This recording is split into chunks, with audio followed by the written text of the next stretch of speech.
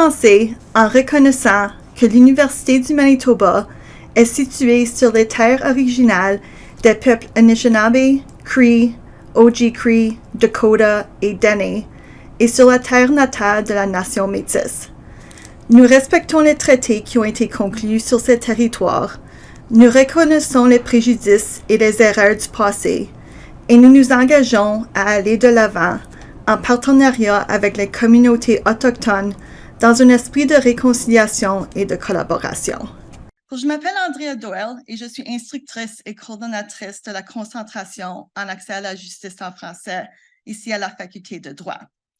Pour les événements de la semaine de l'accès à la justice au Manitoba, sont en collaboration entre la Faculté de droit, l'Association du barreau du Manitoba et la Société du barreau du Manitoba. Nous sommes ravis de vous accueillir à la session aujourd'hui, l'accès à la justice en français, un monde à découvrir. Je parler juste brièvement en anglais pour ceux qui sont sur Zoom, juste pour qu'ils puissent savoir comment mettre les choses, la traduction en anglais. So today's presentations will be in French, but simultaneous translation is available. For the simultaneous translation, please access the Zoom link for this event that you will find at the bottom of your screen. There'll be a globe link for you to access. Please select your desired language. And if you're at the Faculty of Law and wish to listen to the presentation in English, you can access the Zoom link with your headphones, or you can go to room 204. And we also want to advise that we welcome questions either in French or English. En anglais, les présentations aujourd'hui seront en français, mais il y aura la traduction simultanée accessible sur Zoom. En accédant le lien Zoom, vous trouverez au bas de l'écran un bouton pour l'interprétation et sélectionnez la langue souhaitée. Si vous êtes en présentiel et vous voulez écouter à la traduction, s'il vous plaît, accédez au lien Zoom ou allez à la salle 204. Les questions aux conférenciers peuvent être posées en français ou en anglais. Nous enregistrons cet événement qui est diffusé en direct et l'enregistrement sera mis en ligne. Si vous ne souhaitez pas être enregistré, nous vous demandons, pour ceux qui sont en ligne, de couper votre son et d'éteindre votre caméra. So for those who are online, we wish to advise that we are recording this event, that it is being live streamed, and the recording will be posted online. If you do not wish to be recorded, please mute your microphone and turn off your camera. Pour maintenant, j'aimerais présenter le modérateur de notre session, l'honorable Monsieur le juge Denis Guénette. Il a récemment été nommé juge à la Cour provinciale du Manitoba le 30 août 2023. Auparavant, il était directeur de la Direction des services juridiques de Justice Manitoba. Et juge Guénette a passé 29 ans au sein de ce bureau où il a exercé le droit administratif et le contentieux civil gouvernemental. Je suis heureuse de passer la parole à juge Guénette et merci beaucoup d'être parmi nous. Est-ce que ça marche? Est-ce que vous pouvez m'entendre à travers le microphone? Non? Pas avec le micro? Avec celui-ci, vous pouvez m'entendre? OK, bien, je vais aller avec celui-ci. Oui, mon nom est Denis Guénette. Je suis ici ce matin comme votre modérateur. Vous voyez qu'il y a un grand panel de plusieurs personnes. On a divisé notre temps. Moi, mon temps, je vais prendre 10 minutes pour commencer la session et puis à la fin, je vais être celui qui va essayer de donner un petit peu de coordination avec la session de questions. Entre ici et là, on va entendre de la part de quelques-uns d'entre nous. On va commencer avec la professeure Turnbull, qui est ici. Ensuite, on va entendre de la part de Tarek et Rufine, qui les deux sont de la clinique Infojustice de l'Association juriste d'expression française. Jean-René Dominique va parler de la clinique juridique. Et puis finalement, notre conférencière principale va être la juge en chef Rivoline, récemment nommée la juge en chef de la Cour d'appel du Manitoba. Moi, mon rôle, c'est de vous donner un petit survol de la part de chacun de notre présentateurs. On a au site web des biographies assez détaillées. Ce n'est pas mon intention de les relire pour vous, mais tout de même, je pense que ça va simplement nous aider un peu si je vous donne un survol très bref.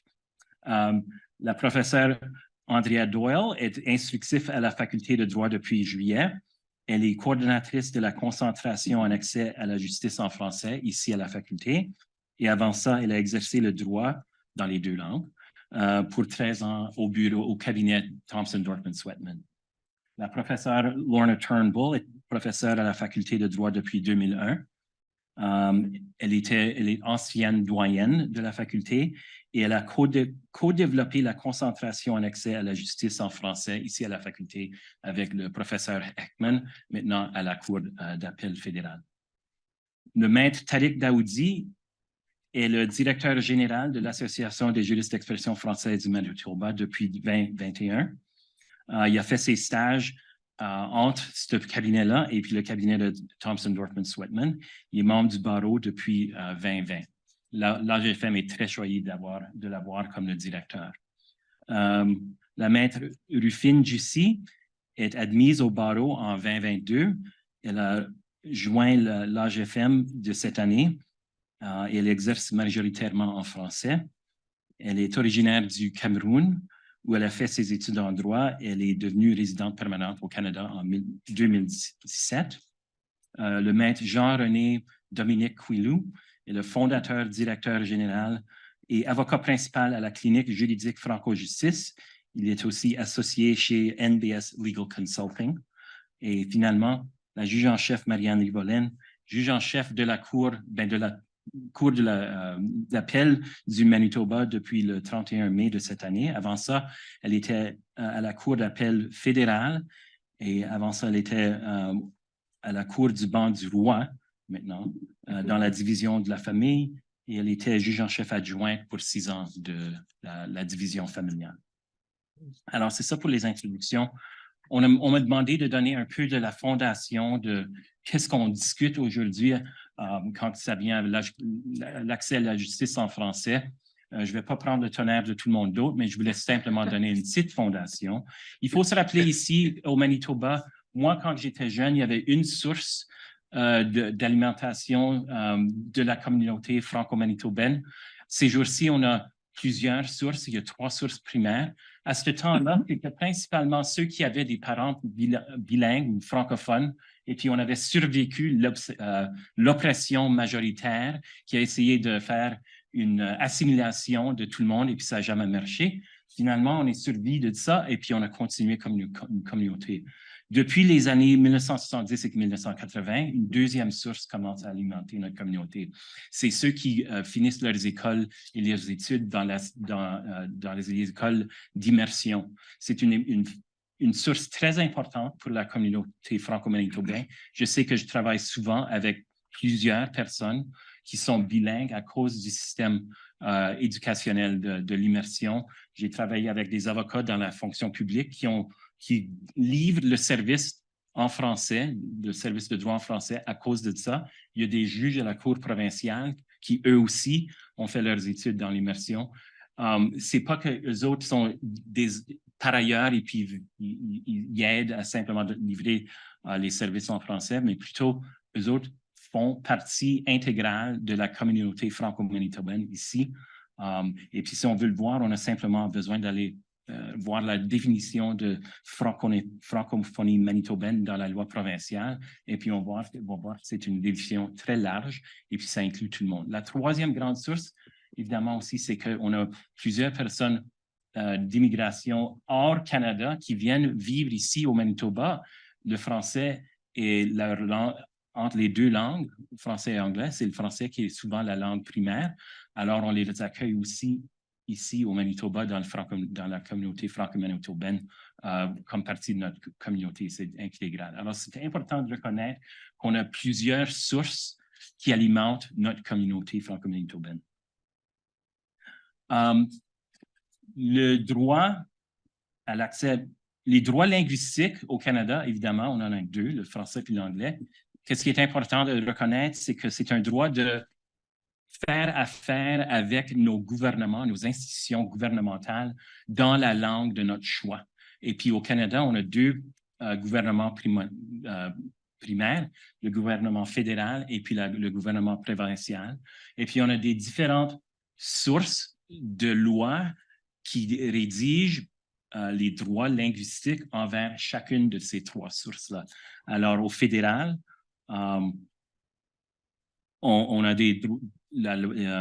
la Charte canadienne des droits et des libertés aux articles 16 et 22. Il y a la loi fédérale sur la loi des langues officielles.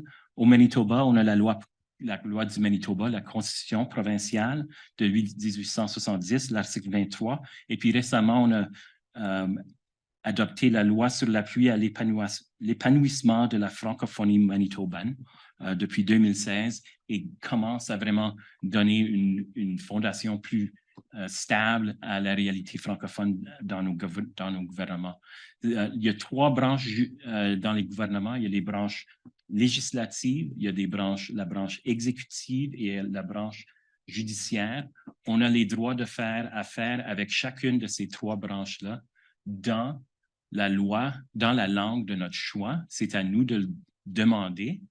Et puis, c'est au gouvernement de faire certain on donne accès à ceux qui demandent les droits, les services dans ces langues.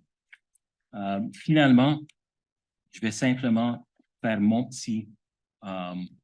petite suggestion quand ça vient à l'accès à la justice en français. On a des lois qui facilitent qu'on puisse avoir accès à nos services en français. Mais il y a souvent des barrières qui sont des impédants envers l'habilité d'utiliser nos services. Un des gros problèmes que je trouve, on commence à parler un peu plus ici dans notre communauté, c'est le concept de l'insécurité linguistique. L'insécurité linguistique, c'est quand on a des connaissances et on a des habiletés de parler en français, mais peut-être pas aussi bon que quelqu'un d'autre qu'on connaît qui a l'habilité de le faire. Et puis souvent, ceci ça nous limite dans notre vouloir d'utiliser notre langue en français pour faire ce qu'on peut. On a besoin de reconnaître que l'insécurité linguistique, c'est une barrière qui devient un problème pour avoir l'accès à la justice en français. Si on est avocat, si on a la capacité de le faire, on devrait utiliser notre français. Et puis, si on a besoin de simplement utiliser un mot en anglais, parce qu'on ne peut pas immédiatement se rappeler du mot, c'est mieux de faire ça que plutôt de simplement graviter envers l'anglais entier pour ensuite éteindre encore une fois l'habilité qu'on a de parler en français. Alors, c'est ça mon pitch.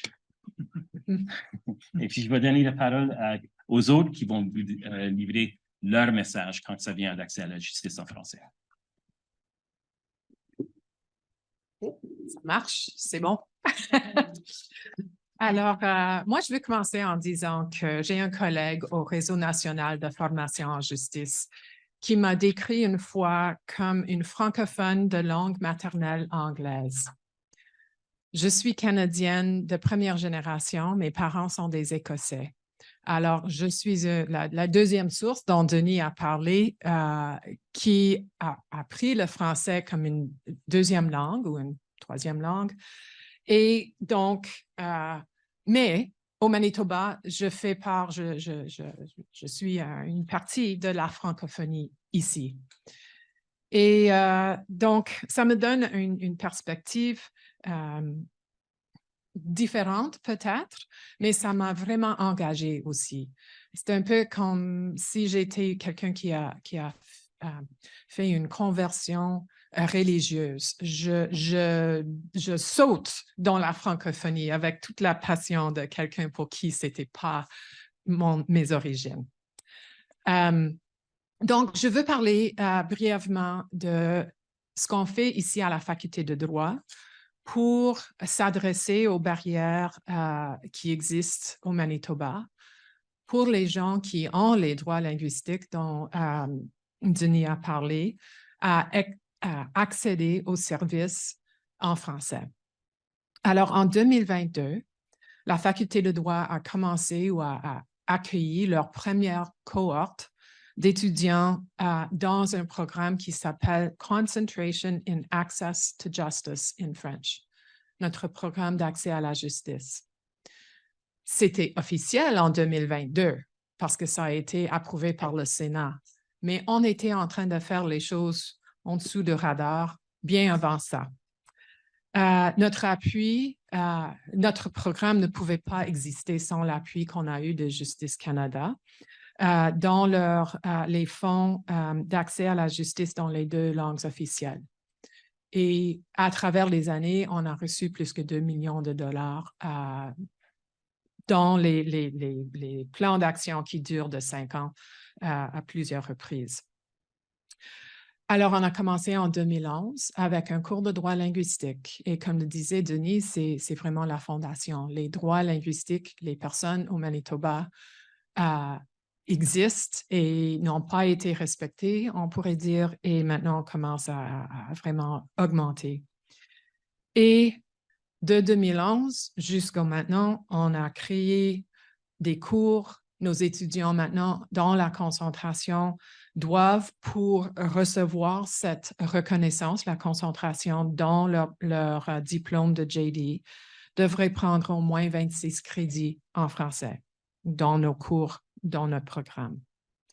Alors, on a commencé avec notre cours de droit linguistique, on a ajouté d'autres cours à travers les années et maintenant, on a notre programme. L'année passée, on a accueilli 7 étudiants et cette année, nous avons 12. Et j'espère que ça va continuer à croître comme ça et que ça va contribuer justement à la capacité d'offrir les services à notre communauté ici au Manitoba. On n'aurait pas pu commencer sans l'appui de la communauté francophone dès le début.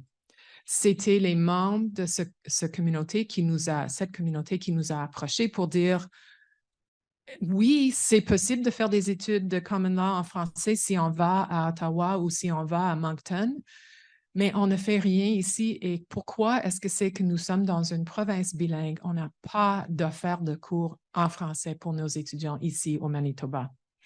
Alors, c'est avec ce début que mon collègue Gérald Heckman et Maître Raymond Hébert ont commencé le cours de droit linguistique.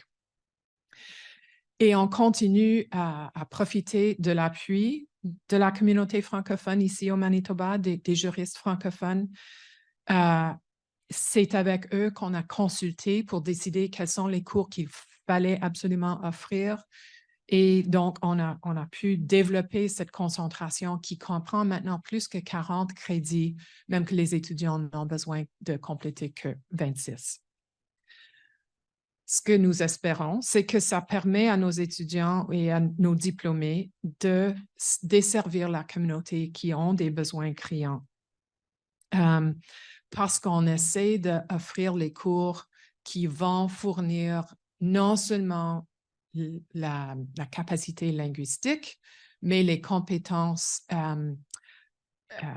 pratiques pour répondre aux besoins. Alors, comme le disait, on a les droits qui sortent du fédéral. Donc, les justiciables au Manitoba ont les droits d'avoir un procès en droit criminel, en droit pénal, en français. Ils ont aussi maintenant, dès 2021, le droit d'avoir un divorce ou d'accéder à des procès en justice familiale en français. En plus, au Manitoba, la Société du barreau exige dans le Code de déontologie que chaque avocat, que ce soit un avocat anglophone, francophone ou autre, explique aux clients quels sont leurs droits linguistiques et fait certain que ces clients qui cherchent d'avoir un avocat qui pourrait les desservir en français aient accès à un avocat qui a une compétence à répondre aux besoins. En plus, Justice Canada en 2017 avait noté qu'il y a des besoins en permanence, en effet, pour les formations linguistiques pour les juristes. Alors, ça ne suffit pas de faire ses études à la faculté de droit et de ne pas avoir accès à des formations après. Alors, une des choses qu'on fait aussi à la faculté, c'est en collaboration, comme on le fait aujourd'hui, avec la Société du barreau, l'Association du barreau, avec les cours du Manitoba pour faire certain que les gens ont accès aux formations ou perfectionnement professionnel continu. Une autre chose qui exigeait dans nos pensées que nous créions un programme comme ce qu'on a ici maintenant, c'est que la population du Manitoba a une composante de personnes autochtones le plus élevée des provinces au Canada. Et parmi ces personnes, les peuples métis qui ont un taux de bilinguisme anglais-français qui est presque identique aux populations non autochtones, donc au niveau de 17%. En plus, la langue du peuple métis, le Michif, qui est une langue et non un créole, est basée en français. Alors, pour nous, le fait d'offrir la possibilité de faire ces études en français pourrait nourrir à la capacité des avocats autochtones à reconnecter à leurs racines et à leur langue autochtone. Comme j'ai dit auparavant, ici au Manitoba, c'était la nécessité pour les francophones qui voulaient étudier le droit et pratiquer encore au Manitoba, était d'aller à Moncton ou à Ottawa où ils pouvaient faire les études de droit common law en français. Et nous n'avons aucune intention de voler les étudiants ici, les Manitobains qui ont quand même envie d'aller à Ottawa ou à Moncton. Parce qu'on n'offre pas un programme pareil, on ne fait pas tous les cours en français. Mais ce qu'on espérait faire, c'est d'offrir la possibilité de développer ses capacités en français et en le faisant réduire les barrières qui pourraient exister pour les gens pour qui la possibilité d'étudier ailleurs n'était pas une possibilité, soit pour les raisons de responsabilité familiale, pour les raisons de handicap, pour les raisons financières, quoi que ce soit. Ce n'est pas tout le monde qui peut aller à Moncton ou qui peut aller à Ottawa. Alors, ce qu'on espère faire, c'est d'offrir la possibilité de développer ses capacités sans voler les étudiants des autres facultés de droit. Je regarde l'heure et il me reste 2-3 minutes. Alors, je vais juste dire que les cours qu'on offre, on commence en première année avec notre cours de méthode juridique. C'est un cours qui n'a pas de notes, alors c'est soit réussite, échec. Alors, ça enlève la pression de cette insécurité linguistique dont on parlait juste auparavant. Et c'est non seulement les anglophones comme moi ou les francophones de langue maternelle anglaise comme moi qui ont l'insécurité linguistique, c'est aussi des francophones qui habitent dans une situation minoritaire et n'ont simplement pas la possibilité de pratiquer leur français et en plus leur français juridique. Alors, c'est un environnement sain et sauf pour commencer nos études en français. Ensuite, en deuxième année, les cours de plaidoirie et de négociation sont offerts en français. Et là encore, c'est des cours qui n'ont pas de notes, mais qui donnent des atouts pratiques aux étudiants et les possibilités de développer ces capacités. En plus de ça, on a des cours de français juridique où le focus est sur le vocabulaire, donc français juridique droit privé, français juridique droit public, et d'autres possibilités comme les tribunaux écoles ou bien les stages avec nos partenaires de l'AGFM ou avec l'aide juridique. Donc, la dernière chose que j'allais dire, et je vais voir si Maître Andrea Doyle aurait des commentaires à ajouter parce qu'elle a des yeux fraîches sur cette question. c'est que nous nous adressons non seulement à nos étudiants dans la concentration en accès à la justice en français, mais aussi à tous nos étudiants. C'est-à-dire qu'on renforce les responsabilités des avocats qui n'exigeront jamais peut-être en français, mais qui doivent reconnaître les droits des clients qui pourraient se présenter devant eux. Et donc, en sensibilisant les avocats anglophones aux droits des personnes francophones les personnes de notre communauté, ça encourage et ça peut servir à l'épanouissement de la francophonie au Manitoba.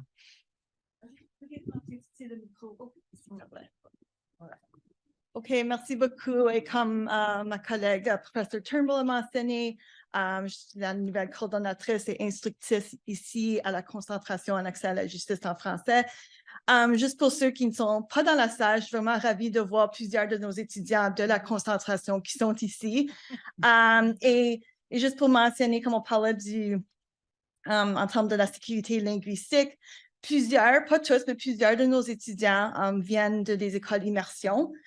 Et après qu'ils ont fait tout ça jusqu'au secondaire, ils n'ont pas l'occasion de pratiquer leur français. Pour ça, ça leur donne la chance de venir ici et de prendre des cours en anglais, mais aussi en français, en droit. Puis aussi, juste en termes de succès, nous avons eu des concours en français, concours de négociation l'année passée, où on avait une équipe qui a gagné 2e place. Puis ça, c'était vraiment bien parce que 4 des équipes venaient du Québec. Nous avons aussi le concours Bastarache. Je vois ici qu'on a un étudiant qui était il a eu 2e place au concours Bastarache. Et aussi le concours Laskin, où notre équipe a gagné l'esprit du Laskin. On était vraiment contents de tout le succès que nos étudiants ont eu l'année passée. Et encore très, très contents de tous nos étudiants. Et en plus d'avoir 12 étudiants, en première année, en tout, dans la concentration, on a 24 étudiants. On continue d'agrandir, puis d'augmenter cela, puis on espère de continuer à promouvoir notre concentration. Et aussi, juste dernièrement, je veux juste remercier toutes les organisations francophones et les avocats de la communauté qui nous donnent du soutien pour qu'on puisse continuer la concentration à l'accès à la justice en français. Avec ça, je continue à passer la parole. Merci.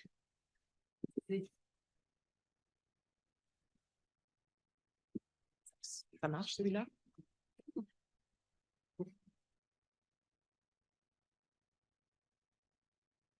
OK, alors bonjour tout le monde, j'espère qu'on m'entend. Je suis vraiment ravi d'être là aujourd'hui avec ceux qui sont là et ceux qui sont là virtuellement, d'être là pour parler de ce sujet qui me tient vraiment à cœur et d'être là parmi vraiment un panel impressionnant, comme vous allez sûrement le constater. Je pense qu'un des messages que j'aimerais vraiment présenter aujourd'hui, c'est pour rebondir un peu sur ce qu'on a entendu sur les sources de la francophonie ici au Manitoba, pour dire que c'est vraiment plus une question de principe ou de symbolique, mais que la question du droit à l'accès à la justice en français a vraiment toute une allure pratique aujourd'hui, actuellement. Et puis, même si autrefois, on pouvait parler d'accéder à la justice en français pour s'en sortir d'une contravention pour code de la route ou quelque chose, bien que ça a mené à des grandes avancées dans notre système, il y a vraiment beaucoup plus que ça aujourd'hui, et c'est-à-dire un besoin réel pour des personnes, comme on en a fait allusion, qui ne sont pas simplement moins confortables, mais peut-être qui ont très peu de capacité en anglais et qui, quand même, ont ce droit de vivre de manière juste, de manière équitable dans notre système canadien, dans notre système au Manitoba. Je vous parle aujourd'hui de la part de l'Association des juristes d'expression française du Manitoba. Et ensemble avec ma collègue Maître Duissy, nous aimerions vous partager un peu l'ensemble de nos activités, un petit survol, partager certains aspects pour vous démontrer à quel point cette question de l'accès à la justice en français n'est pas simplement une question de droit linguistique, mais vraiment une question d'accès à la justice tout court. Et que ça constitue vraiment un domaine important dans l'ensemble de l'accès à la justice pour toute la population actuellement. Alors, pour parler un peu de nos activités à l'AJFM, on l'appelle l'Association des juristes d'expression française du Manitoba. Voilà, on a comme mandat d'accroître l'accès à la justice en français dans cette province. C'est-à-dire qu'on fait des efforts un peu partout au niveau d'essayer d'encourager la nomination de juges bilingues qui sont parmi nous, même dans ce panel aujourd'hui, de fournir des ressources pour les avocats en matière de formation, en matière de documentation pour faciliter la pratique du droit en français ici. Et on a fait des efforts, justement, on en a aussi fait allusion au code de déontologie qui, pour la première fois cette année, fut imprimé et fourni aux étudiants de cette faculté en français. Et dans lequel on a des droits linguistiques qui, comme on a dit tantôt, ne s'adressent pas simplement aux juristes francophones, mais s'adressent à tous les membres du barreau pour qu'ils soient en mesure de reconnaître quand ils sont effectivement compétents dans un dossier.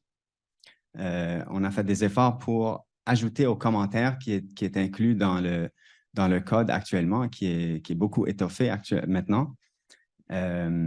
Il y a aussi eu, c'est un peu pour souligner cette dimension pratique sur laquelle j'ai commencé l'année dernière et l'année d'avant. Tous les niveaux des cours ici, la Cour provinciale, la Cour du Banc-du-Roi et la Cour d'appel ont adapté des mesures, des règles pour changer leurs règles pour faire en sorte que la documentation qui est déposée dans un litige soit lorsqu'il y a la citation d'une loi bilingue, c'est-à-dire une loi provinciale ici au Manitoba ou une loi fédérale, que cette loi soit citée dans les deux langues, même si l'ensemble d'un mémoire, par exemple, est complètement en anglais.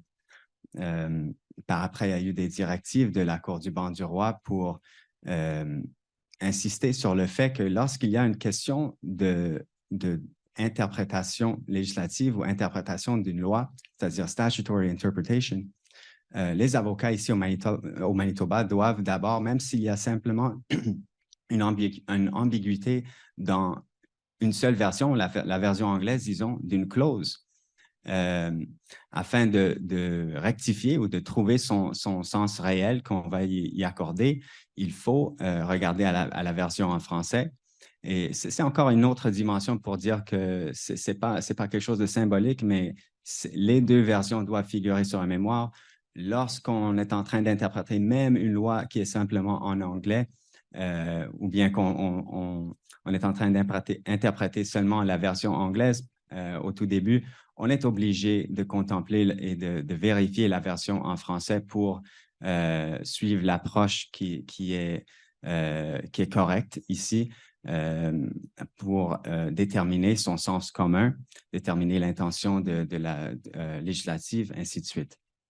Alors, un peu plus concrètement, c'est-à-dire on fait des efforts un peu partout dans le système, mais on fait aussi beaucoup d'activités de sensibilisation et pour fournir des informations, des services juridiques à la communauté francophone ici au Manitoba, sûrement par l'entremise de notre centre Info Justice Manitoba, là où on offre des consultations gratuites, des ateliers, des webinaires, tout ça dans le but d'augmenter la compréhension du droit ici pour les francophones qui veulent accéder au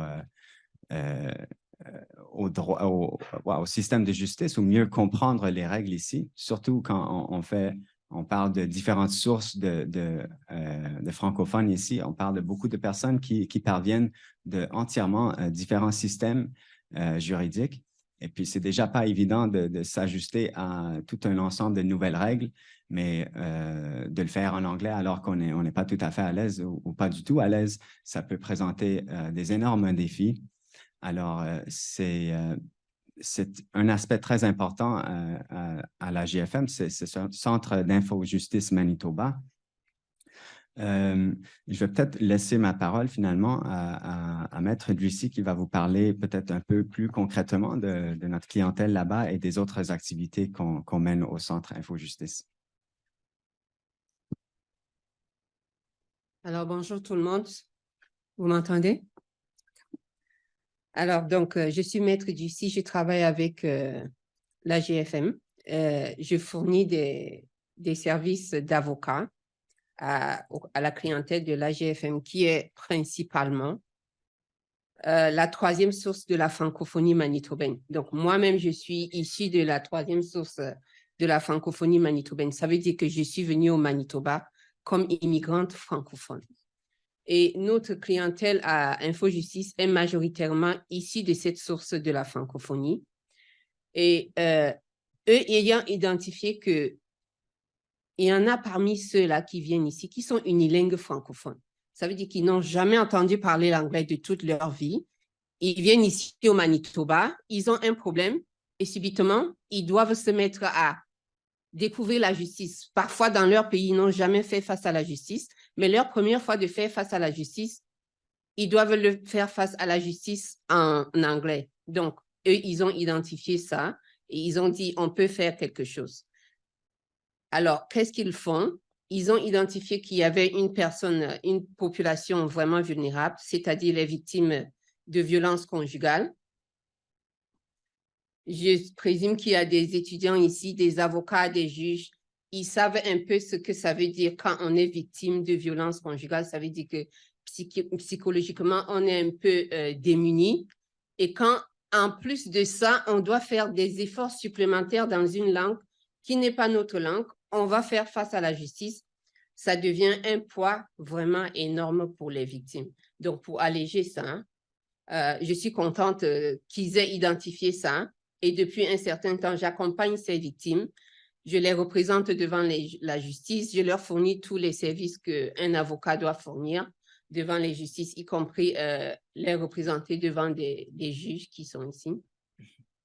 Et on le fait aussi en partenariat avec d'autres avocats francophones, parce qu'il y a d'autres avocats de la francophonie manitobaine, parce qu'il peut arriver qu'en interne, on soit parfois débordé ou bien il y a une situation où on ne peut pas, parce que peut-être, étant donné qu'on est un service public, on a été en contact avec la partie adverse, donc du coup, on ne peut pas.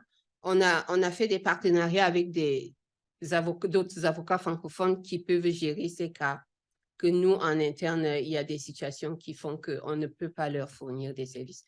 Et également, on a des partenariats avec d'autres organismes pour soutenir ces victimes de violences conjugales, soit à caractère social. Donc, on a des partenariats, divers partenariats avec d'autres organismes pour couvrir ces services-là. Alors, je crois qu'on tend vers la fin de notre temps. On ne peut pas tout expliquer ici, mais je crois que majoritairement, il y a quelques étudiants de la faculté de droit, justement, qui travaillent un peu avec nous et qui peuvent... qui savent un peu comment ça se passe en interne. Merci.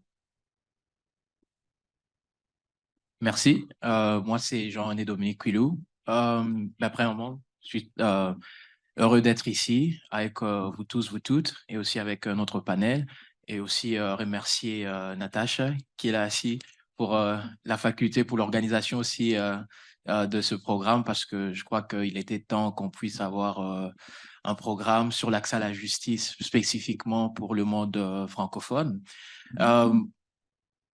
Avant toute chose, bien que je ne puisse pas être communiste, j'aime bien, comme le communiste, déjà à chaque fois, d'où parles-tu? Je crois que c'est très important, ça va expliquer comment. Moi, j'ai grandi à Montréal, où j'ai fait une partie de mon école primaire jusqu'en, bon, on va dire 8e année, là on dit secondaire 1, secondaire 2. Et puis, ma famille, on a déménagé au Manitoba. Je sais toujours pas pourquoi, mais c'est bon, c'est pas grave. Déménagé au Manitoba et puis j'ai fini les secondaires à la division scolaire franco-manitobaine et puis j'ai fait le premier cycle ici à l'université du Manitoba. Hein, voilà, c'est ça. On a fait l'économie et les labor studies. Encore là, c'était intéressant. L'économie, on voyait des capitalistes, labor studies, on était en communistes. C'était très intéressant, c'était balancé. Et puis là, et puis pour le droit, je suis allé à l'Université de Montréal. Et puis, en voulant revenir, c'est très important. Bah, je ne savais pas si je vais revenir au Manitoba ou pas et tout ça. Finalement, après quelques incidents avec des gens en général, j'ai vu qu'il y avait vraiment un besoin pour des avocats francophones ici au Manitoba. Alors, ça qui nous introduit avec la clinique juridique Franco-Justice, une clinique juridique où j'aime bien parler de tout ça comme c'est un réseau, ou comme on a dit, il y a un besoin, c'est un réseau. L'accès à la justice, c'est un continuum. C'est un continuum, c'est vraiment, ça part de l'information juridique jusqu'à la représentante juridique. Donc, il y a tout ce continuum-là. Et nous, en s'intégrant dans ce réseau-là, dans ce continuum-là, nous représentons des francophones, que ce soit dans toute leur diversité, des francophones à la cour. Ça peut être juste avec le coaching, avec la représentation sur les dossiers, en droit de la famille. On commence un petit peu en droit criminel et puis en droit de l'immigration. On donne aussi de consultations sommaires. Et puis de l'accompagnement, alors on peut faire des rédactions de documents juridiques ou expliquer. Des fois, ils reçoivent des ordonnances ou bien ils sont signifiés par l'autre partie, ils ne comprennent pas les documents. C'est les types de services que nous offrons. Alors nous couvrons des personnes qu'on appelle les oubliés de la justice parce qu'ils sont un tout petit peu nantis, donc ils gagnent un tout petit peu plus pour ne pas qualifier au service de l'aide juridique. Mais en même temps, et beaucoup de Canadiens le voient aussi avec l'inflation et tout ça, mais juste par leur type de leur travail, ils n'ont pas assez pour se prévaloir des services juridiques d'un avocat ou d'une avocate du barreau privé. Alors, ce sont ces personnes-là que nous assistons. Et puis, nous avons commencé au mois d'août de cette année exceptionnellement, vu la demande. Nous servons aussi des personnes qu'on a on dit racisés ou bien BIPOC, mais avec des termes que j'aime pas, mais bref, qu'on a racisés, qui sont anglophones, mais qu'ils veulent avoir des services aussi dans un côté un peu plus culturellement approprié, tout ça. Et ça, c'est une autre phase que je vais parler à la fin. Donc, ces personnes-là. Et l'autre partie que nous faisons et que moi aussi je fais personnellement, c'est volet plus recherche et didactique. Et pour le moment, nous sommes en partenariat avec Justice Canada, qui est récent depuis le mois de septembre, et nous leur remercions pour leur contribution très gracieuse et généreuse. On va développer des matériels didactiques sur des programmes, surtout sur la formation, sur ce qu'on a appelé l'intégration juridique, parce qu'il y a beaucoup de gens qui font sur l'intégration culturelle ou que sais-je encore, mais aussi très important d'une intégration juridique qu'il faut faire, surtout en droit criminel, en droit de la famille, en droit de l'emploi et tout ça. Il y a des mœurs, il y a des pratiques et malheureusement, le Canada, notre pays, on aime bien avancer cette mythe-là, hein, que peut-être culturellement, c'est un pays multiculturel, que sais-je encore, mais malheureusement, juridiquement, on n'est pas multijuridictionnel. Hein. Il y a une mononormativité, il y a une culture juridique dominante, que ce soit au Québec, droit civil ou que sais-je encore, mais il y a une culture dominante et il y a des normes.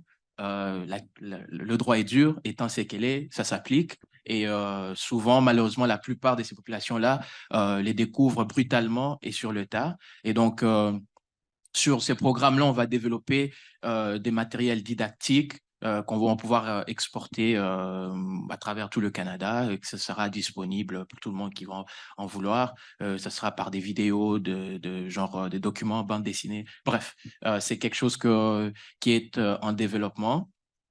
Et puis, nous sommes en partenariat avec beaucoup, par exemple, je suis généreux. Des fois, nous avons moi personnellement, soit des envois, des renvois de personnes de la part du Centre Info Justice. Je suis aussi un des avocats partenaires aussi avec le Centre Info Justice. Des fois, quand il y a conflit conflit d'intérêts ou bien comme Maître Jussi l'a dit qu'il y a juste la masse du travail. J'assiste des fois pour représenter ces victimes-là, l'expression, nous sommes partis en procès ou quoi que ce soit.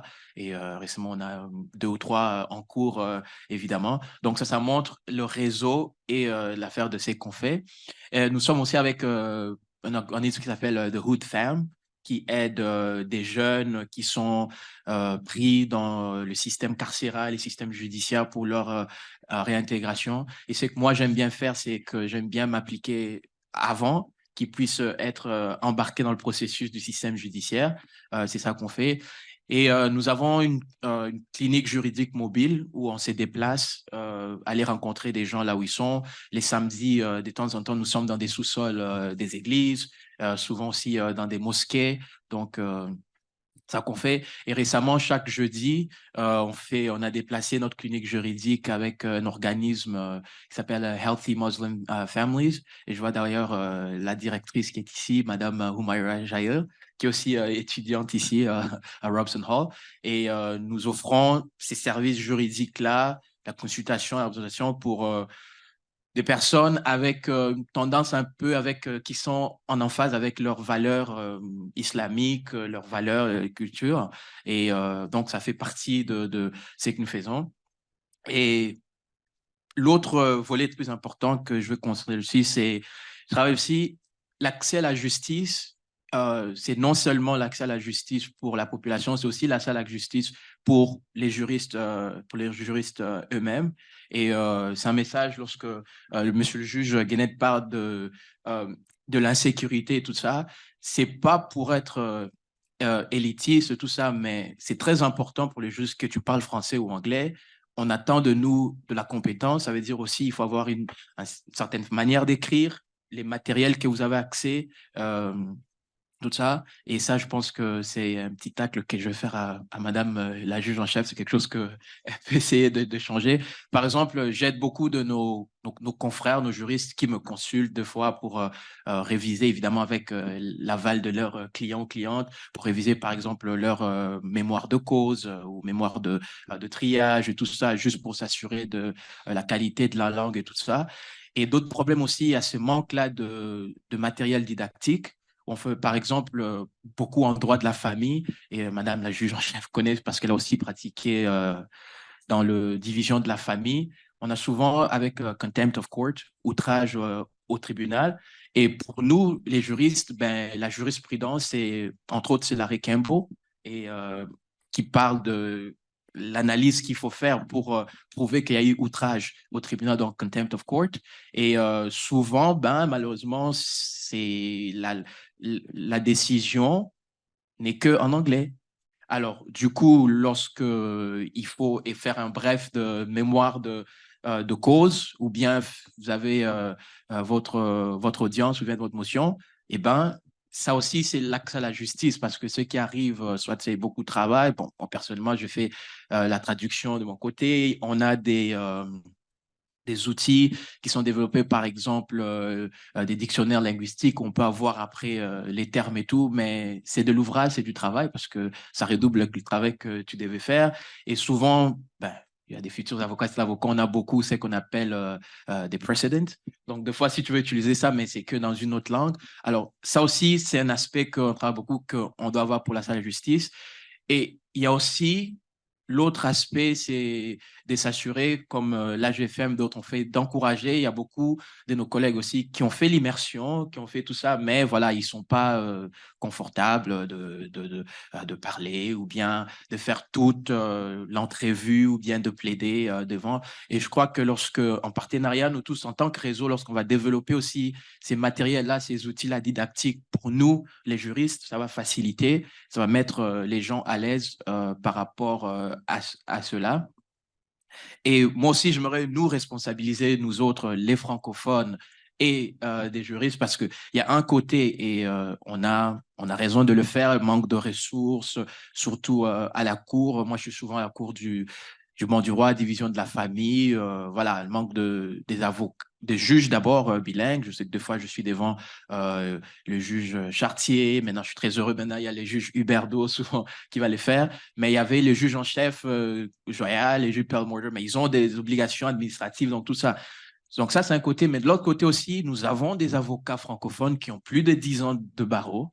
Et moi, je leur dis toujours, écoutez, on ne va pas les nommer des juges venant de la planète Mars. Alors, c'est aussi notre obligation à nous de mettre notre nom de l'avant pour s'assurer qu'ils puissent avoir un bassin des avocats qui puissent être là. Et puis, nous autres aussi, des avocats, c'est notre obligation parce que j'ai beaucoup de clients ou de clientes et qui le savent bien. Ils savent que, bon, si je fais ma procédure en anglais, ça sera plus vite. On comprend que c'est une situation difficile, souvent qu'on parle de séparation, des divorces, il faut la garde parentale et tout ça.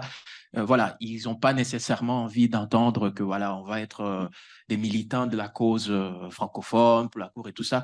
Mais c'est aussi notre obligation d'être pédagogique, d'essayer de leur forcer. Moi, je leur force, je l'ai dit, hein, je n'ai pas honte de le dire, je leur force. Je dis, c'est aussi important pour aussi montrer que la demande est là, l'offre est là.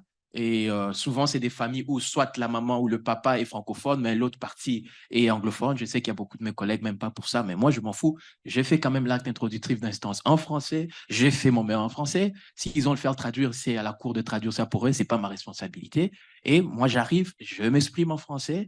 Si on aura des interprètes, so be it. Mais au moins, ça fait en sorte que le gouvernement, parce que c'est souvent leur excuse, ils vont dire, ben, écoute, les ressources sont là, mais vous n'êtes jamais ici. On veut bien beau le faire, mais vous n'êtes jamais ici. Donc, si on connaît que c'est déjà ça l'argument, ben, il ne faut pas le rendre facile pour le gouvernement. Donc, ça, c'est une partie. Et pour chuter, pour monter en dernier mois, c'est l'aspect que je travaille beaucoup personnellement, c'est la compétence. La compétence, surtout la compétence culturelle. Et ça aussi, c'est un point qui me tient beaucoup à cœur et je le fais beaucoup parce que en tant que juriste, moi, je trouve ça un non-sens parce qu'on a une interprétation assez biaisée.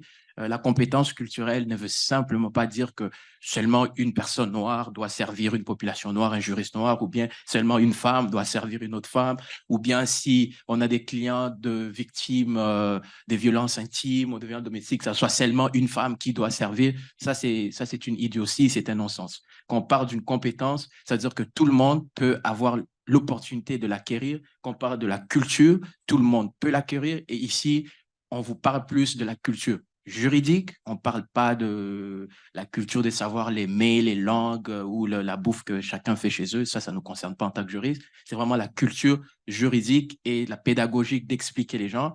Et quand on parle compétences, mais en tant que juriste, on a aussi notre propre compétence en nous, c'est-à-dire que bien faire le travail, bien vulgariser, comme maître juste a dit, accompagner ces personnes-là, bien vulgariser le matériel.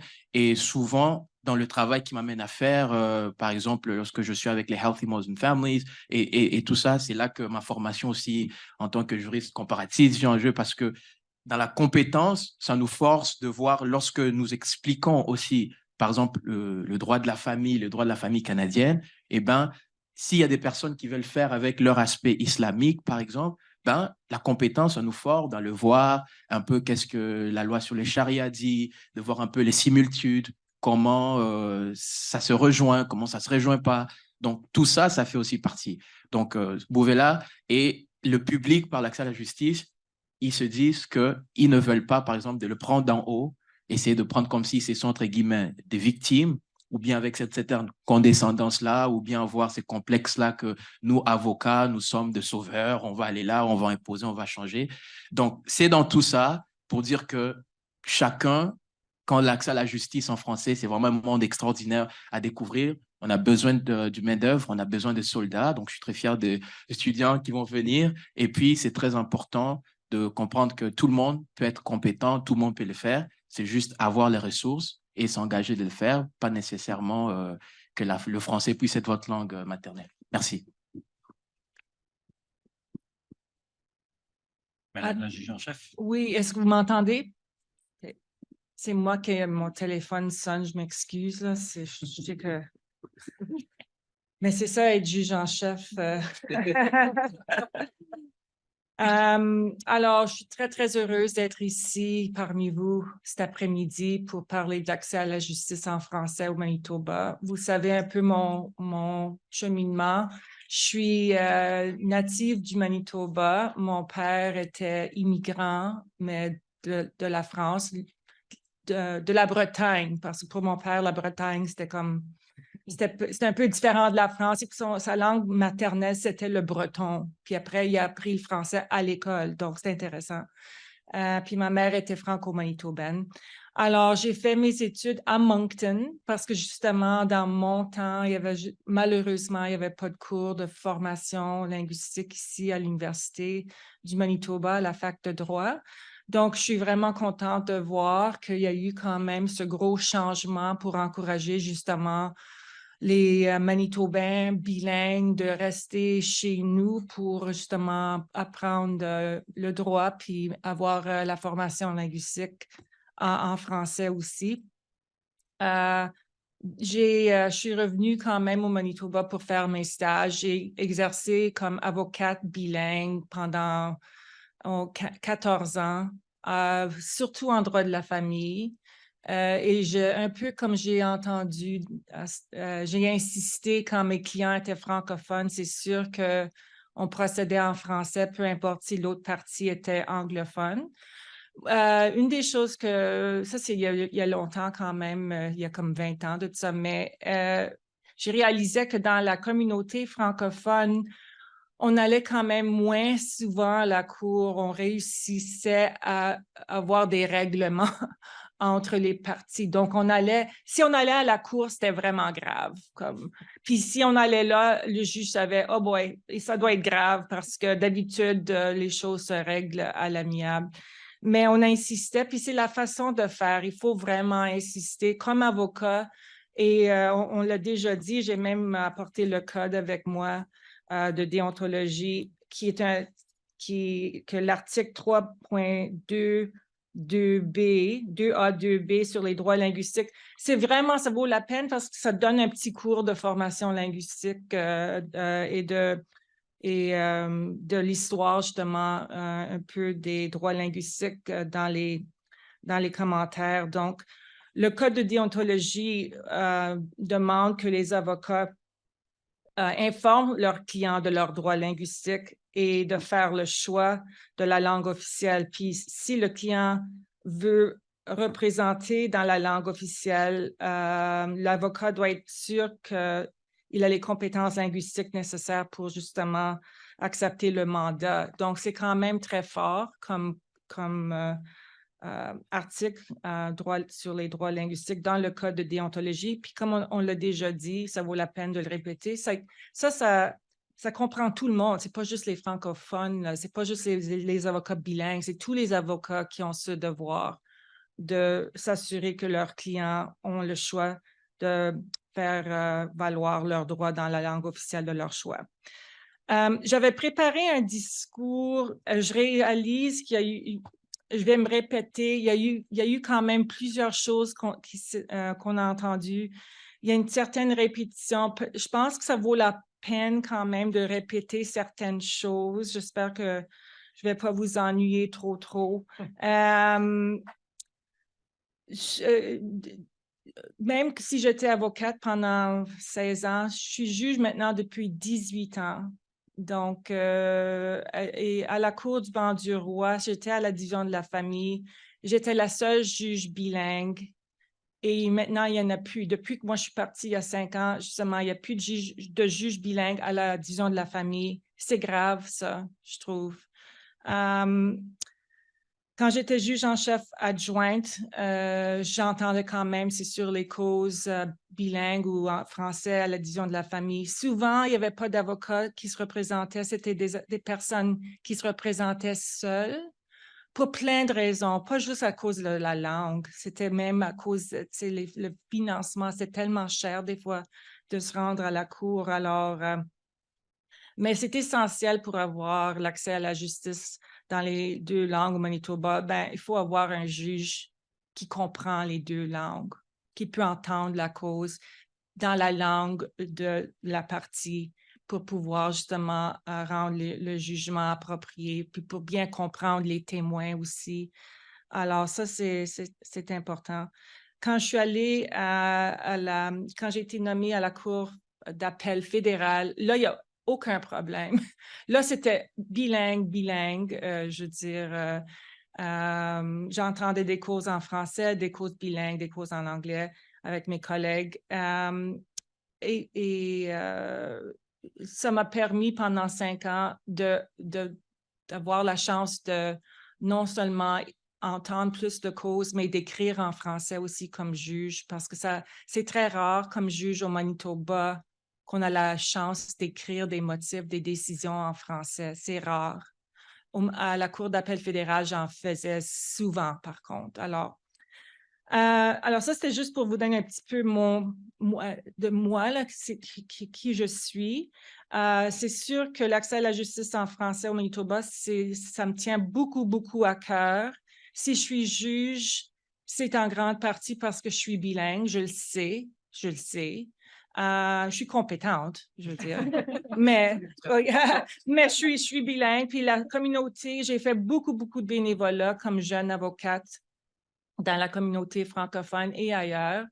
Et c'est comme ça que j'ai appris. J'étais, à un moment donné, la présidente de l'Association des juristes d'expression française, présidente de la Société franco-manitobaine. Donc, c'est comme ça aussi que j'ai appris la communauté, que j'ai eu mes clients aussi, francophones ou bilingues, et que j'ai apprécié aussi l'importance de la langue au Manitoba.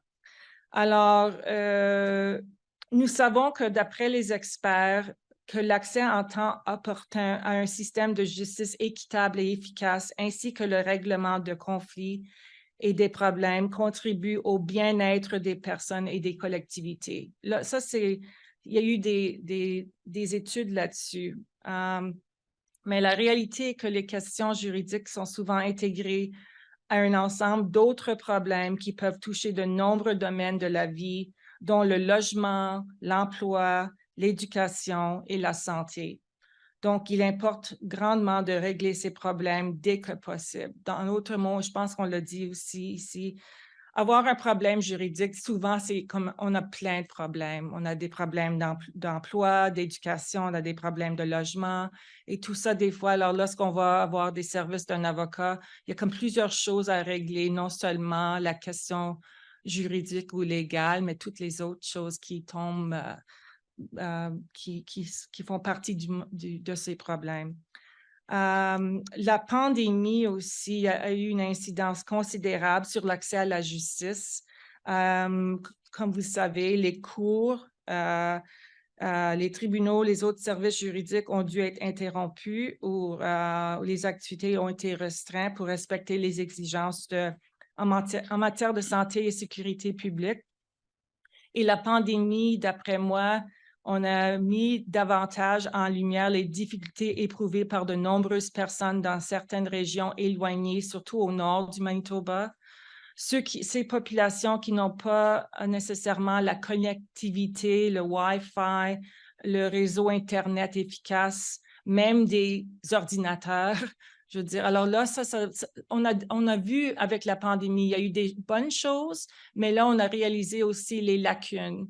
Et ça fait partie aussi de l'accès à la justice, je dirais en français aussi, pour pouvoir rejoindre les communautés éloignées à cette question de connectivité. Mais je ne vais pas faire un cours de droit linguistique. Vous savez tous, sinon vous allez le savoir, je pense, que la province du Manitoba, qui a vu le jour en 1870, est-ce que c'est l'article 23, là, ça c'est le gros bébé, là. L'article 23 de la loi de 1870 est la seule disposition à nature linguistique et tout découle de ça. On s'est battu pendant quasiment 100 ans pour avoir nos droits linguistiques reconnus et respectés. Et finalement, la Cour suprême, en 1985, elle a tranché la question.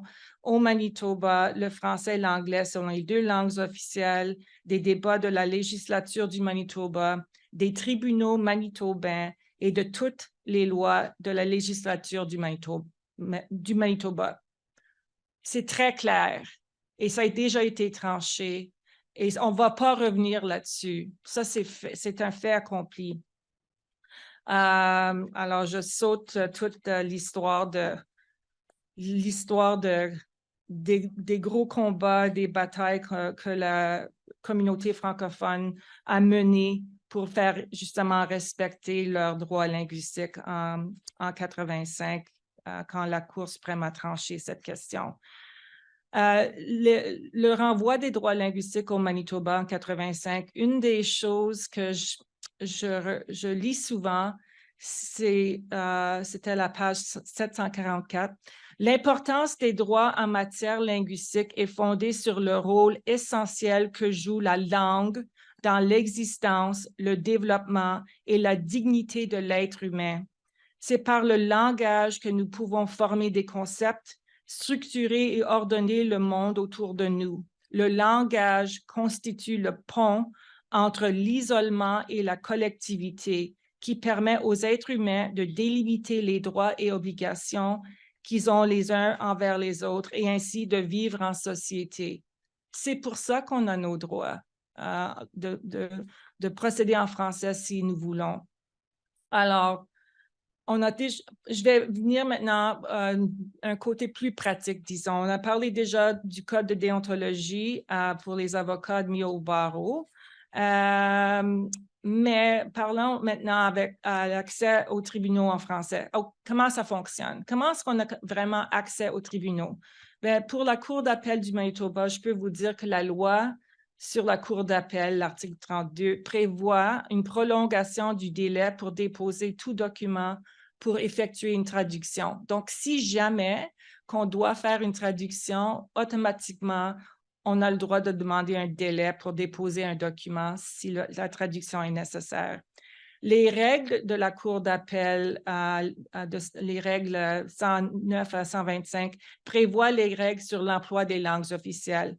À la Cour d'appel du Manitoba, il n'y a aucun doute que le document introductif de l'instance peut être rédigé en anglais ou en français. C'est dans nos règles.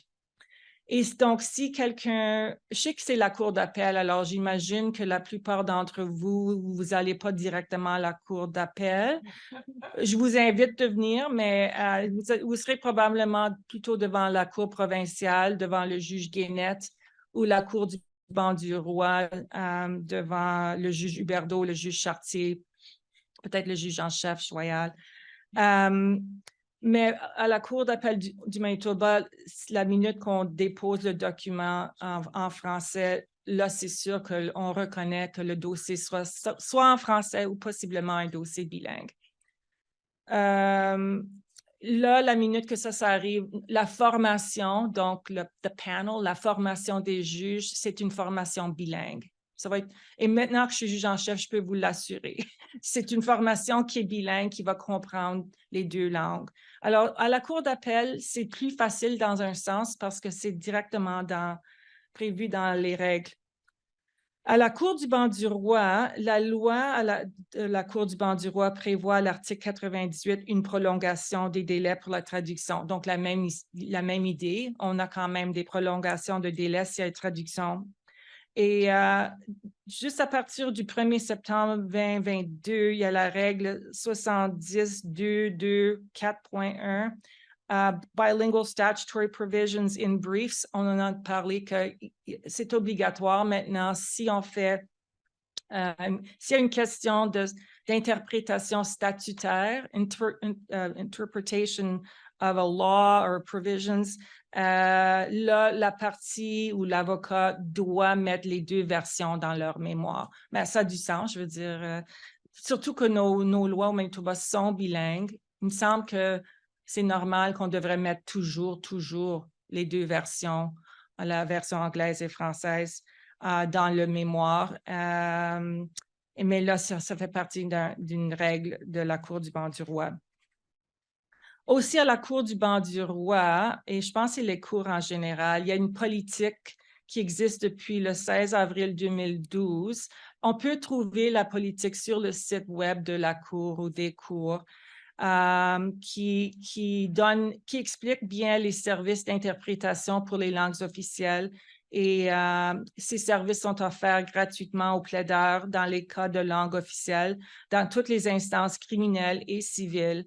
Et ça comprend aussi, bien sûr, les instances en droit de la famille. Donc, il y a les services d'interprétation, qui est quand même différent des services de traduction. Traduction, comme vous savez, traduire les documents. Interprétation, c'est lorsque la partie doit témoigner, disons, dans la langue française, puis l'autre partie est peut-être anglophone. Il y a quelqu'un qui va faire l'interprétation simultanée d'habitude pour que les deux parties puissent se comprendre, ou si un témoin doit témoigner. Alors, si vous voulez, alors les politiques existent et se retrouvent sur le site web de la Cour. Si vous voulez procéder à une audience en français, disons que vous représentez un client en droit civil et vous voulez faire une audience en français, là, il faut juste donner un avis à la coordinatrice, c'est Sharon Phillips, mais là, l'avocat ou la partie qui se représente seule dit à la coordinatrice avant de fixer les dates, « Oh, je veux procéder en français ». Là, ça déclenche tout à ce moment-là. Il y a aussi la Cour de Saint-Boniface, Michel Riet, qui est là, qui est greffe, agent de greffe. Elle est aussi quelqu'un que, si vous l'appelez pour dire « je veux procéder en français », même si c'est à la Cour de Winnipeg, vu que c'est la Cour de Saint-Boniface, les deux qui travaillent là, Michel Riet et Pierre-Marc Chartier, sont bilingues et eux aussi s'impliquent tout de suite pour s'assurer que le service en français est disponible et que le juge est bilingue. Ça, c'est sûr aussi. À la Cour provinciale, le juge Guénette va le savoir peut-être plus que moi, là, mais il n'y a rien dans la loi ni dans les règles, mais c'est les mêmes politiques qui s'appliquent dans le sens de l'avocat ou la partie qui se représente doit aviser le coordonnateur des services d'interprétation français-anglais. Et là, normalement, ça déclenche tout pour le client ou pour l'accusé. La juge en chef adjointe à la Cour provinciale, Leanne Martin, est bilingue et elle s'occupe de coordonner ces choses-là aussi. Et maintenant, nous avons le juge Denis Guénette qui est bilingue aussi. Je crois que vous êtes les seuls deux juges bilingues par contre. Il y a quelques autres bilingues. OK. En tout cas, et donc, et pour la couronne, pour les poursuites pénales, criminelles, il y a un contact pour Contact for Prosecutions aussi, qui, eux, ils font toutes les démarches pour s'assurer soit une traduction, une interprétation soit disponible pour un accusé qui veut procéder en français. Alors, au Manitoba, c'est sûr qu'on a 3 cours d'appel, Cour du banc du roi, Cour provinciale, mais n'oubliez pas qu'au Manitoba, les cours fédérales existent aussi. Il y a la Cour d'appel fédérale, la Cour fédérale, la Cour canadienne de l'impôt. Ils sont toutes dans le bureau locaux 363 Broadway. Le greffe est bilingue. Alors, si vous avez des clients, si vous êtes intéressé à faire du droit fiscal, ça arrive. Ça arrive. Et puis parce que c'est pas juste famille et pénal. Je veux dire, il y a plein d'autres domaines du droit. Il y a propriété intellectuelle, il y a droit autochtone, il y a plein de choses que vous pouvez faire comme avocat. Les cours fédérales sont là, elles sont bilingues et les cours fédérales, c'est des cours itinérantes. Donc, c'est les juges qui se déplacent dans tous les grands centres à travers le Canada. Et à Winnipeg, nous avons le bureau locaux sur Broadway. Et c'est ça, le greffe est parfaitement bilingue, les juges sont bilingues et là, il n'y a aucun problème. Dépose quelque chose en français, c'est sûr que vous allez avoir un juge bilingue qui va entendre la cause. Il y a aussi les tribunaux administratifs fédéraux, mais au Manitoba, ce qui est intéressant, assez récemment, et je pense que le juge Guénette à parler un tout petit peu de la loi sur l'appui à l'épanouissement de la francophonie manitobaine. Wow, c'est un... The Francophone Community Enhancement and Support Act. Jetez un coup d'œil là-dessus, ça vaut la peine parce que à l'annexe A, on a la liste de tous les tribunaux administratifs où est-ce qu'on a le droit de demander un service en français. Donc, vous allez peut-être vous-même ou avoir des clients qui font faire affaire avec la commission d'appel des accidents de la route, the Automobile Injury Compensation Appeal Commission. Ça, c'est selon la loi sur la Société d'assurance publique du Manitoba. Et la commission d'appel des suspensions de permis instituée sous le régime de du Code de la route. Souvent, ça c'est une longue, la commission de la location à usage d'habitation instituée sous le régime de la loi sur la location à usage d'habitation, the Residential Tenancies Act. C'est ça que vous allez avoir des clients possiblement qui vont avoir affaire avec des tribunaux administratifs. Assurez-vous que le choix de leur langue soit respecté parce que selon cette loi, les services doivent être offerts dans les deux langues. Alors ça vous donne un bref survol de tous les tribunaux qui sont essentiellement au Manitoba. Donc, moi, mon message, c'est venez plaider devant les tribunaux. La magistrature, nous sommes là pour servir vos clients. Nous sommes là comme serveurs pour le public, je veux dire, et nous serons ravis d'avoir des causes en français ou des causes bilingues. Je veux dire, on peut faire les deux. J'ai entendu, c'est intéressant les commentaires que j'ai entendus, parce que c'est vrai que les outils, c'est du plus difficile. Par contre, trouver les outils, c'est bien facile de dire, bien, venez plaider, mais comment est-ce que je fais pour rédiger un acte introductif d'instance? Je ne suis pas trop certaine. Mais il y a quand même des outils qui sont disponibles, comme les arrêts de la Cour suprême du Canada qui sont bilingues. Ça vous donne quand même une richesse en terminologie juridique. Les lois, nos propres lois au Manitoba sont bilingues. Alors, regardez la version française pour comprendre toute la question de terminologie dans les deux langues. Et c'est sûr que les lois fédérales sont bilingues. Les règles de la Cour du banc du roi et les règles de la Cour d'appel proposent aussi les formulaires bilingues sont dans les deux langues. J'ai partagé, je ne sais pas si vous l'avez reçu, la liste du commissariat à la magistrature fédérale a préparé une très grande liste de formation linguistique des juges. Moi, j'ai demandé qu'on puisse le partager à tout le monde, puis on dit oui. Regardez à ces sources-là, c'est incroyable. Il y a des bonnes sources pour non seulement des outils, mais comment aussi améliorer votre propre langue. Et je vais terminer bientôt parce que je pense qu'on a beaucoup parlé. Il y a aussi ici au Manitoba, la formation linguistique des avocats, voir le Centre canadien de français juridique, Inc. Donc, le Centre canadien se trouve à Saint-Boniface. C'est intéressant quand même. Il y a un centre national qui se trouve à Saint-Boniface. Et le Centre canadien de français juridique, la contribution financière du ministère de la Justice du Canada dans le cadre du plan d'action pour les langues officielles. Alors, le Justice Canada a remis assez d'argent pour que le Centre puisse offrir des programmes de formation en personne ou en ligne à faciliter le travail en français au bureau ou dans la salle d'audience pour tous les avocats qui sont intéressés. Alors, tous les ans, en janvier, le Centre réunit une centaine de participants de toutes les provinces et tous les territoires dans une ville canadienne pour offrir une semaine de formation en terminologie juridique, soit en droit de la famille ou en droit criminel. En plus de ça, il y a des programmes de certification en français juridique, des programmes de 45 heures d'études.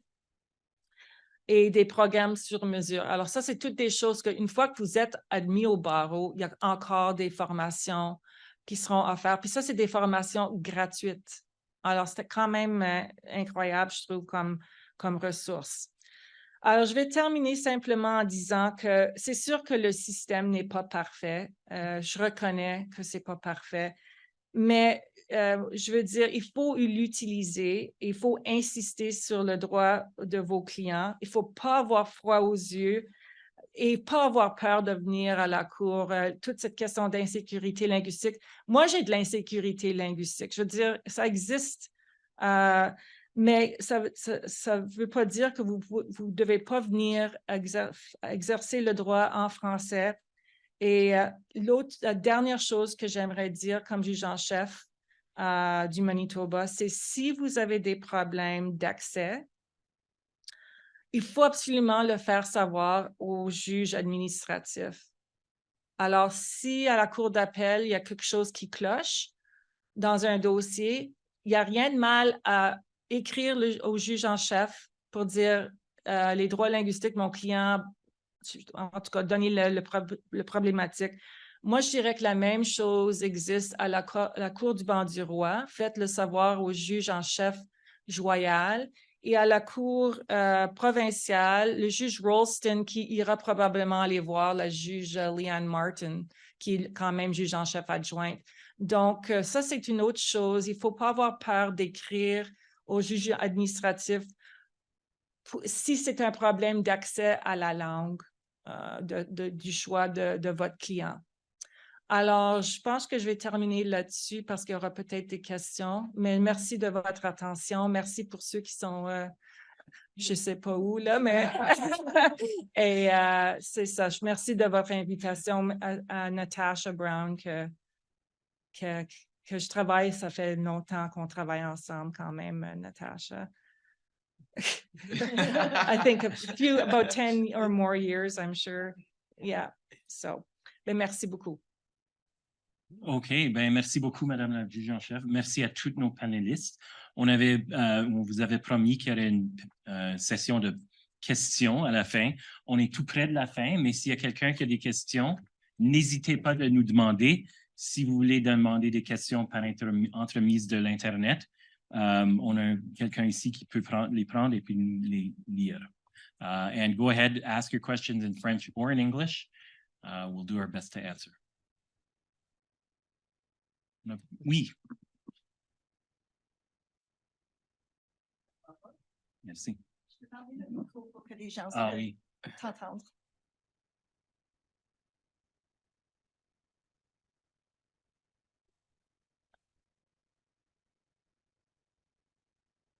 Merci. Moi, c'est Afoua. Je suis nouvelle arrivante. Je remercie Maître Ruffin qui m'a invitée à participer à cette activité, que je trouve d'ailleurs très enrichissante. J'ai une préoccupation. J'ai entendu les juges, j'oublie le nom, je m'excuse. Oui, oui, je vous ai entendu parler du terme que j'ai beaucoup apprécié, insécurité linguistique. Oui. Parce qu'en tout cas, on se sent en insécurité linguistique ici. Et on a comme impression que c'est l'anglais qui prime sur le français. Surtout pour nous qui avons évolué en français, on a étudié, on a travaillé en français. Et une fois arrivé ici, on sent qu'on est vraiment obligé d'apprendre l'anglais. Et partout où on va, on nous montre qu'il faut vraiment connaître l'anglais, et ce qui n'est pas mal. Mais quand on a tendance à montrer que c'est l'anglais qui prime sur le français, là, on s'interroge, on s'est dit, mais quand même, au Canada, on nous disait qu'il y a 2 langues, et toutes les 2 langues doivent nous servir. Donc, du coup, j'ai une question, une préoccupation. Je me demande si, lorsqu'on se sent en insécurité linguistique, est-ce qu'on peut aller se plaindre quelque part? Je ne connais pas encore comment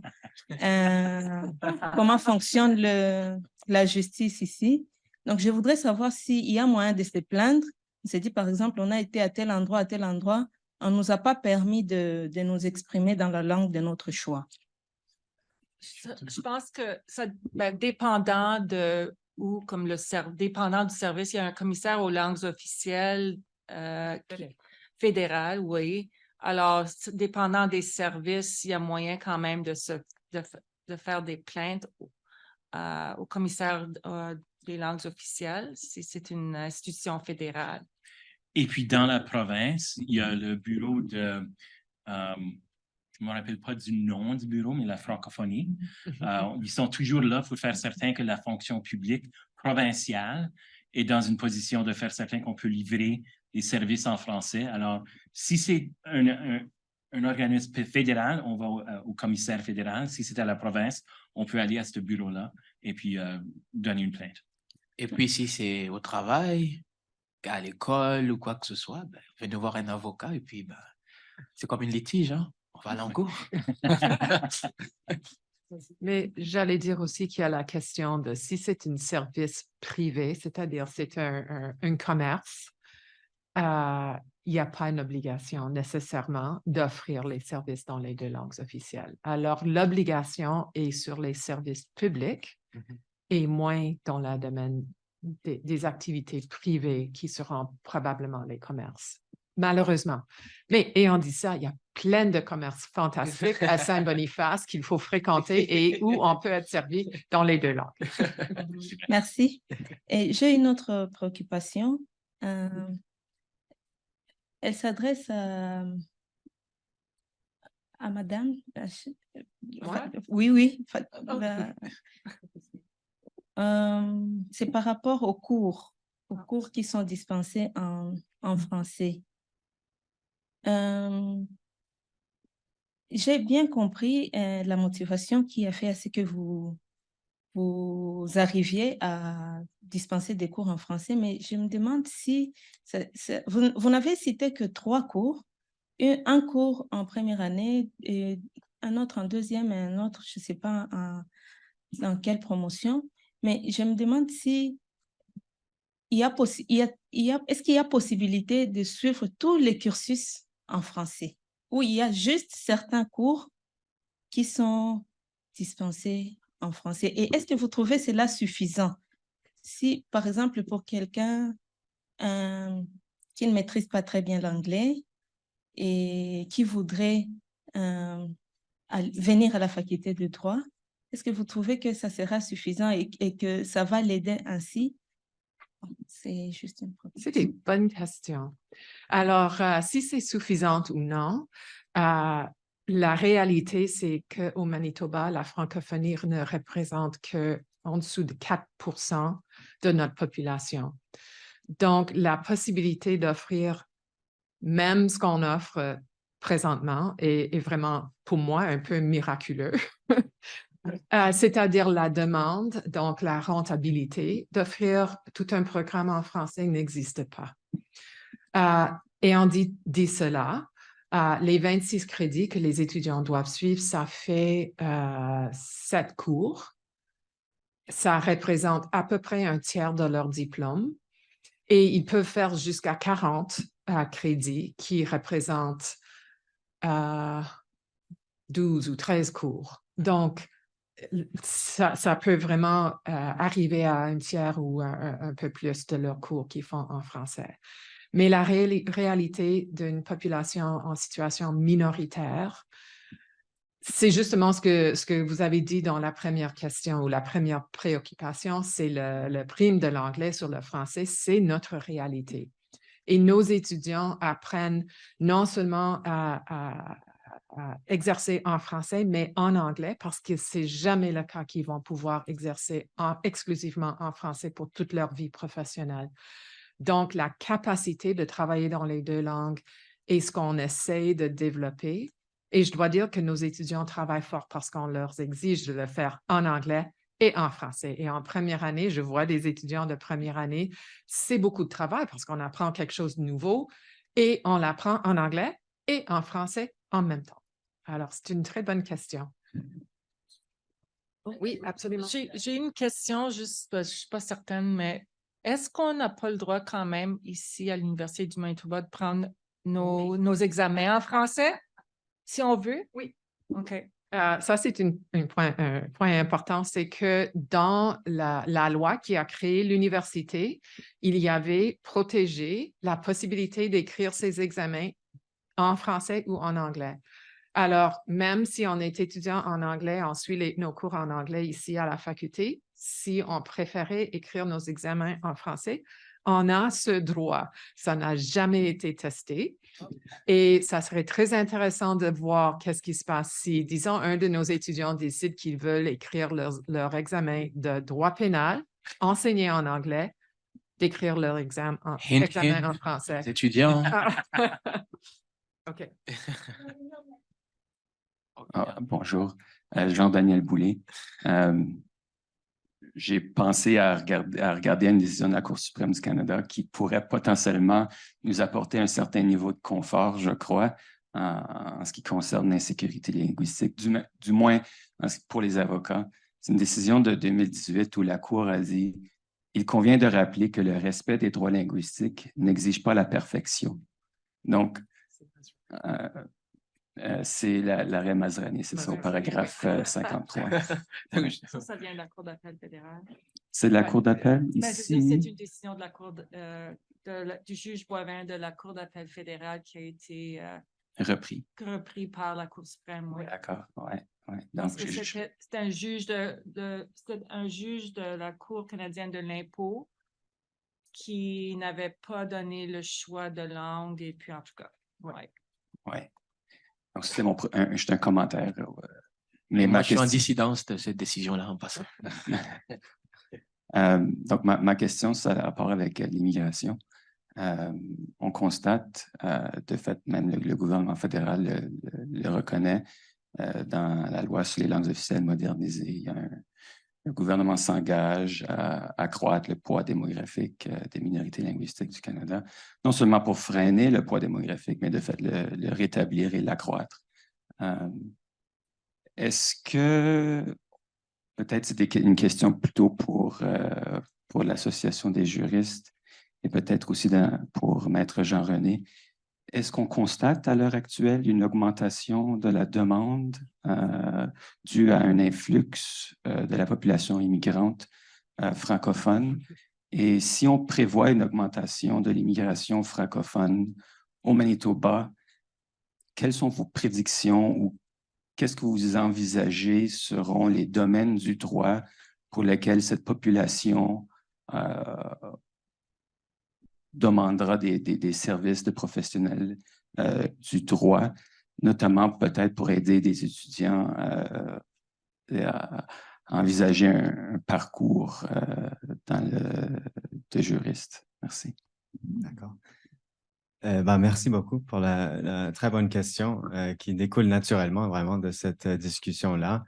C'est certain que l'Association des juristes existe depuis longtemps, je pense plus qu'une trentaine d'années, mais on peut dire que le Centre Info-Justice Manitoba, une grande partie de sa raison d'être est justement pour répondre à cette demande qui va absolument en croissance. Et c'est un peu dans ce sens que je voulais faire des commentaires tantôt sur le fait que c'est pas actuellement pour plusieurs nouvelles personnes qui s'installent ici une question d'un luxe ou de principe ou de s'imposer comme francophone, c'est simplement de vivre sa vie.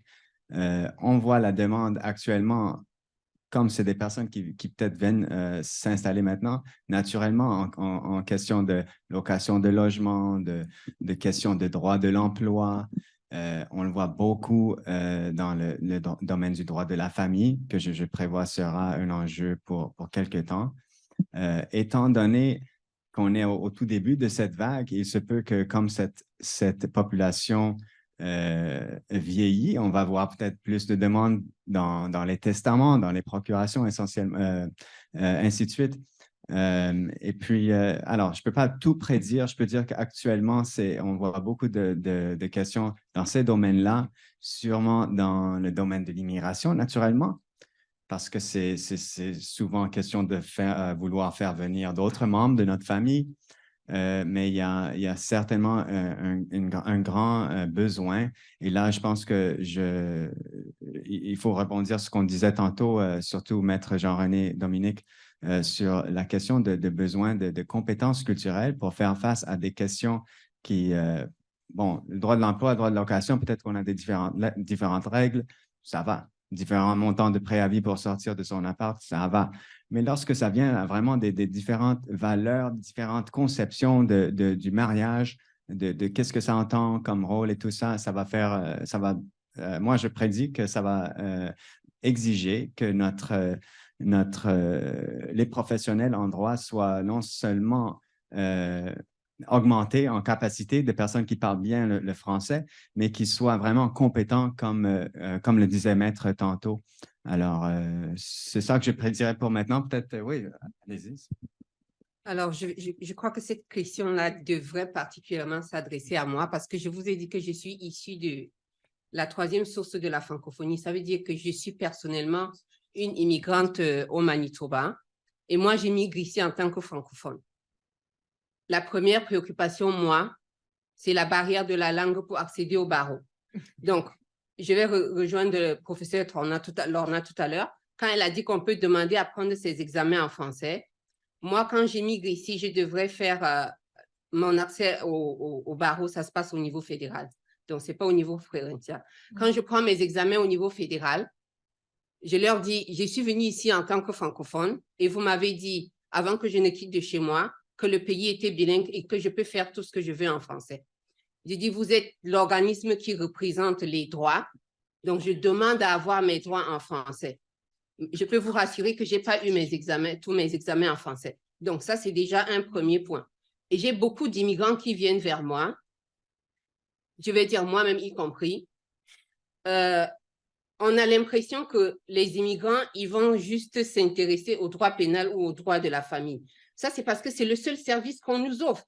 Moi-même, personnellement, j'ai des problèmes en droit fiscal où j'aurais aimé avoir quelque chose en français. Mais vu que ça n'existe pas, j'ai dit, OK, ça ne m'empêche pas de vivre. Donc, je peux m'arranger à vivre avec. Mais si on m'offrait le service dans ce domaine-là, je peux vous garantir que le marché est là, mais c'est qu'il n'y a pas d'offre. On ne leur offre rien. Ils se disent, OK, je ne vais pas aller m'emballer avec ça. Déjà, l'anglais, ce n'est pas ma langue. Je ne vais jamais trouver un avocat fiscaliste qui parle français. Donc, je préfère m'arranger et, OK, je vais faire avec. C'est bon. Je vais m'arranger. Ce qu'on m'offre, je prends.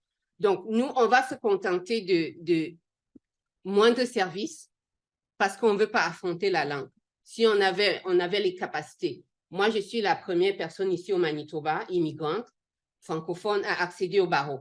Mais j'ai plusieurs personnes qui sont venues vers moi et m'ont dit, OK, comment tu as fait? Nous, on est ici depuis, on veut le faire, mais on n'arrive pas parce qu'on ne sait pas que c'est faisable. Vous voyez qu'il y a cette barrière de la langue qui empêche beaucoup de gens de poser leurs problèmes à la justice parce qu'ils se disent, OK, pourquoi on va s'encombrer alors qu'on ne va pas nous offrir le service? Donc, je peux vous garantir que l'offre est là, le service va croissant. Le gouvernement fédéral met beaucoup de moyens pour faire venir les francophones. Ça veut dire que ça va aller très vite. Et si on offre le service, je peux garantir à tous les étudiants ici qui étudient en français que si vous offrez des services francophones, rassurez-vous, le marché est là. On peut vous garantir qu'il y a le marché. Allez voir les statistiques sur l'immigration francophone au Manitoba. Ça va vous garantir que ça vaut la peine de faire l'effort. Donc, investissez-vous là-dedans. Le marché, il est là. C'est juste qu'on n'a pas d'offre on se contente de ce qu'on nous offre sur le marché. Merci. Et pour conclure aussi, ce que Maître Richard dit, c'est vraiment un monde à découvrir parce que c'est très, bon, on va le dire, ça sera aussi très lucratif parce que vous allez explorer beaucoup de marchés. Et par exemple, droit des affaires, droit fiscal, etc. Puis une seule affaire, c'est aussi en droit criminel, où on le voit, malheureusement, là aussi, il y a une carence aberrante. Par exemple, je connais juste, il y a 3 ou 4 avocats de toute la province qui peuvent vraiment faire un procès du début jusqu'à la fin en français. Il y a Maître Bassi, Maître Nagui et moi-même. Il y en a d'autres de nos collègues qui sont bilingues, mais comme Monsieur le juge Guénet a dit, avec l'insécurité linguistique, puis les conséquences que ça, surtout en droit criminel, ben, ils ne veulent pas s'embarquer pour ne pas, par faute de compréhension ou tout ça. Donc, droit criminel, droit de la famille, comme on dit, les testaments, les directives.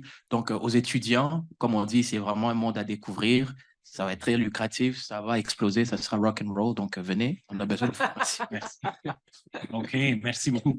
Quand on se préparait pour cette session, on n'était pas certain si on devrait avoir une session de 2 heures ou 90 minutes. Je vois qu'on est allé juste au milieu de ça, 1 heure et 3 quarts. Alors, merci beaucoup tout le monde pour être venu et nous entendre. Je pense que c'était un panel excellent. On a très bien appris beaucoup de choses au sujet de l'accès à la justice en français. Tu veux clore la session? Oui. Merci beaucoup, Juge Guénette. Merci beaucoup à tout le monde, tous les panélistes, tous les conférenciers. Ça a été vraiment intéressant et très pratique comme discussion. Je veux vous remercier pour votre temps et votre expertise ici aujourd'hui. J'aimerais remercier aussi tout le monde qui sont ici, soit en présentiel ou en ligne. Et aussi un grand merci à la faculté de droit et en particulier Natasha Brown, notre directrice d'accès à la justice, une étudiante, April Laville-Lalonde, notre équipe de communication et technologie, Christine Mazer et Lily Deardorff. Et aussi, ce ne serait pas possible sans une équipe d'interprètes qui sont ici en train de nous donner une traduction simultanée. Pour un grand merci à eux aussi. Pour encore, joignez-nous à donner un remerciement à nos conférenciers. Merci beaucoup. Et nous avons un petit cadeau pour nos conférenciers de la faculté de droit. Encore, merci. Des cadeaux, des cadeaux.